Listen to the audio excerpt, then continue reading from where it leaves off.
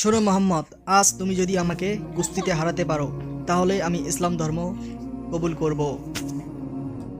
মক্কার যুগে একজন পালোয়ান ছিল, তার নাম ছিল রোকান আবুল আমিন। আরব জুড়ে তার নাম সব জায়গায় ছড়িয়ে পড়েছিল। বলা হয়েছিল তাকে কেউ কখনো হারাতে পারেনি। অহংকার ছিল তার প্রধান কথা এবং অহংকারী তার পতনের মূল। সেই সময় হজরত মোহাম্মদ সাল্লাল্লাহু আলাইহি সাল্লাম আরবে তার ইসলামের বাণী পৌঁছে দিচ্ছিলেন। ন্যায়, সত্য, মানবতার এইসব উপহার দিত এবং নোকারা এগুলোর উপহাস করতেন আর বলতেন এগুলো আমরা মানি না, মিথ্যা।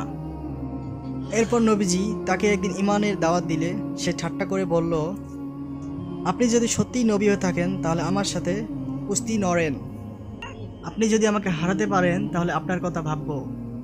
নবীজি বলল, ঠিক আছে, এতে যদি তুমি সত্যের পথে চলে আসো তাহলে আমি প্রস্তুত। লোকেরা জড়ো হলো, কুস্তি শুরু হয়ে গেল। এরপর প্রথম ধাক্কাতেই নবীজি কষ্ট ছাড়াই নোকারাকে মাটিতে ফেলে দিল। সে আবারও উঠে দাঁড়ালো, নবীজিকে আবারও চ্যালেঞ্জ করলো। দ্বিতীয়বার আবারও মাটিতে পড়ে গেল, তৃতীয়বার আবারও পড়ল। ফলে তার অহংকার নিভে গেল। সে বুঝতে পারলো এটা শুধু শারীরিক শক্তি দিয়ে করতে হয় না, এটা আল্লাহ তাআলার ইমানের শক্তি এবং আল্লাহ তাআলার সাহায্য। তবে সে ইমান আল্লাহ তাআলার প্রতি আনলো। তো আমাদের আলো ইসলামিক চ্যানেলটি সাবস্ক্রাইব করেন, সঙ্গে থাকবেন। ভিডিওটি অবশ্যই একটি শেয়ার, একটি লাইক করতে ভুলবেন না। আল্লাহ হাফেজ।